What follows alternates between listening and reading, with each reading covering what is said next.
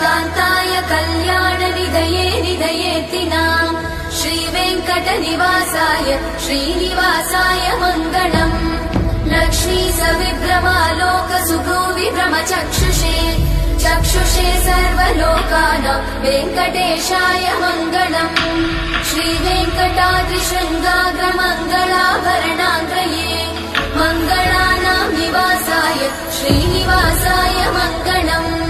सर्वावयव सौन्दर्य सम्पदा सर्वचेतसाम् सदा सम्मोहनायास्तु वेङ्कटेशाय मङ्गलम् नित्याय निरवध्याय सत्यानन्द चिदात्मने सर्वान्तरात्मने श्रीमद् वेङ्कटेशाय मङ्गलम् स्वतः सर्वविदे सर्व